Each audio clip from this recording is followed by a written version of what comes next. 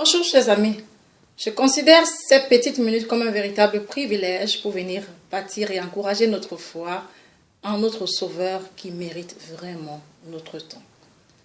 Alors, sans plus tarder, je voudrais encore féliciter tous ceux qui ont participé au quiz 6, je crois bien. Le quiz 6, ça fait bientôt 3 semaines. Je suis désolée, mais c'est comme ça quand on a beaucoup d'obligations, c'est la rentrée et quand on est enseignant, c'est pas toujours facile de pouvoir être là. Mais je promets fidélité, je serai là même si ça prendrait du temps de temps en temps. Alors, bonjour à Mike et Manuela qui se sont encore donnés pour répondre aux questions 6. Monique, Sidonie, ma sœur, à qui je fais un gros bisou.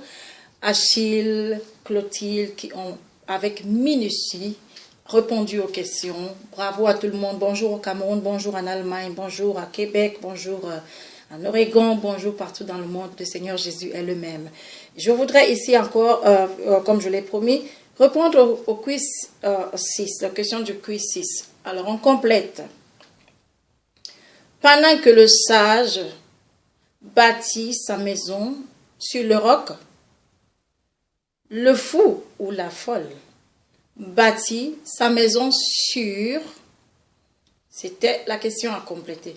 Eh bien, le fou et la folle ou la folle bâtit sa maison sur du sable. Cette réponse était à trouver dans Matthieu 7, entre autres.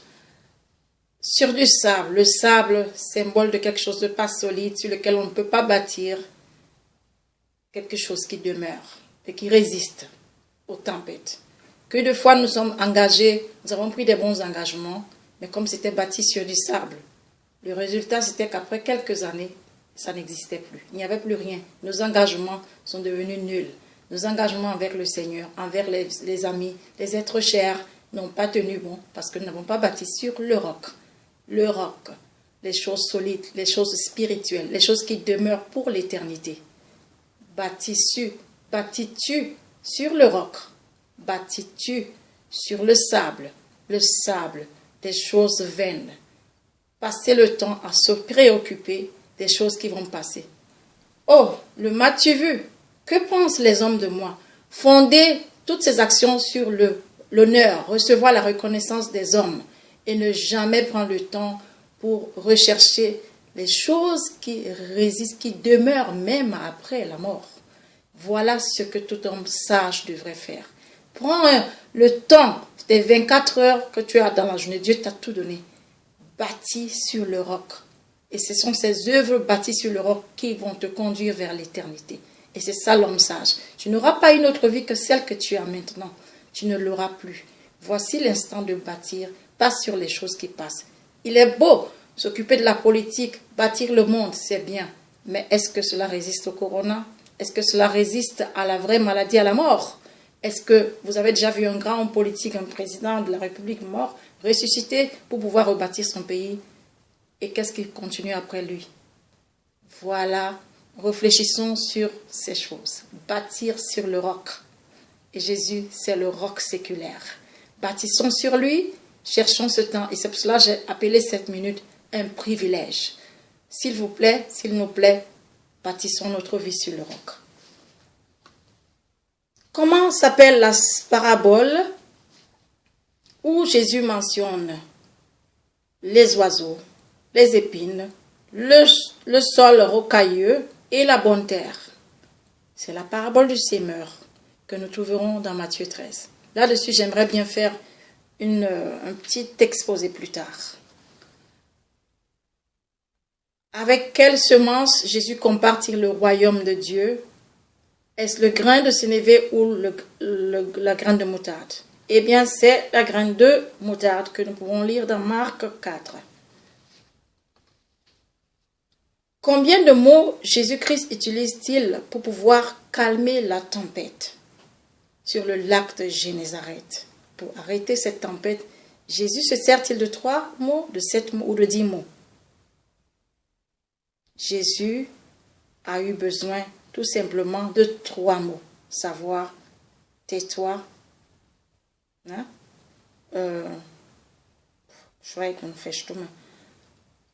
Tempête, apaise-toi. 3 mots, et c'est ce sauveur que nous avons dans notre vie. Nous avons le privilège de le connaître. Ce Dieu qui utilise 3 mots pour apaiser les forces de cette énorme créature qu'est la nature, la mer, la tempête apaisée. 3 mots. Voilà ce que Jésus peut faire dans notre vie. Question 5. Que fit le commerçant qui a trouvé la perle rare? Que fit-il quand il trouva la perle rare? Il a vendu tout ce qu'il avait et il a acheté cette perle. On ne va pas te demander de vendre toute ta maison, de livrer tout, mais le commerçant avait assez d'expérience pour savoir ce qui donne et ce qui ne donne pas. Il savait qu'en vendant tout pour acheter cette perle rare était capable de lui donner tout ce qu'il pouvait vendre et lui donner plus que cela. Voici quand on se donne à Jésus-Christ. On a tout ce qu'il faut pour cette terre et surtout pour le royaume de Dieu. Pendant que tu t'occupes que de vanité de la terre et que tu perds le royaume de Dieu, cela ne te reviendra jamais. Et pourtant, c'est le temps de se donner la perle rare qui va te donner l'éternité et ce qui est passager. N'est-ce pas une chance à saisir? Soyons comme ce commerçant qui achète la perle, qui vend tout pour acquérir la perle rare. Comment s'appelle le père de la jeune fille que Jésus-Christ a ressuscité des morts? C'est Jairus, dans Luc 8. Jairus, notre Dieu est maître sur la mort. Jésus-Christ est maître sur la mort. En connais-tu un autre qui a ressuscité les morts? Connais-tu un autre qui est ressuscité? Dis-le-moi et je le suivrai. Mais je suis Jésus-Christ parce que c'est lui qui a le pouvoir sur la mort. Quel est le métier qu'avait qu'avait Joseph, le mari de Marie, l'époux de Marie? Il était charpentier.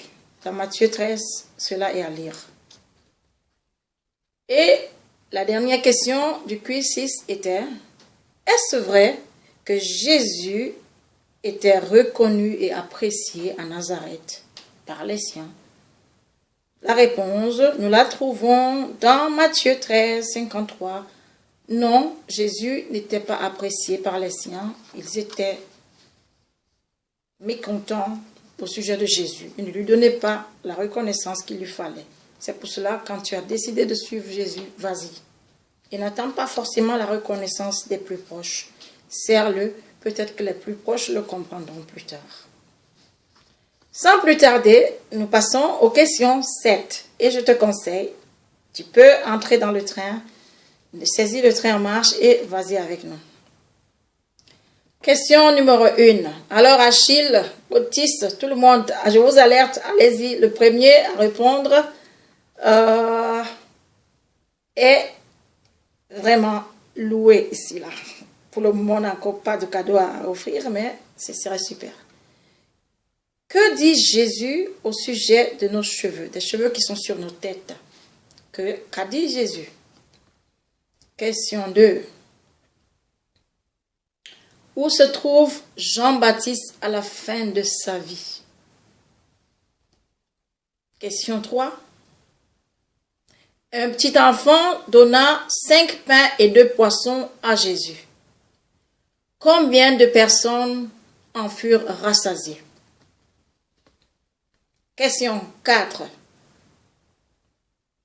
Est-ce vrai qu'il resta 12 corbeilles de pain après que Jésus ait nourri la foule? Question 5. Lequel des disciples a pu marcher sur les eaux? Question 6.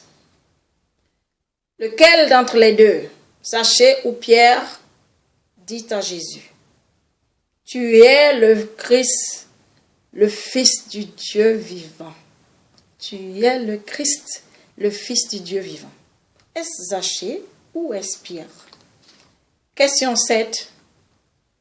Jésus dit: Toutes choses sont possibles à... Question à compléter. Question 8. Combien de disciples étaient présents lors de la transfiguration de Jésus?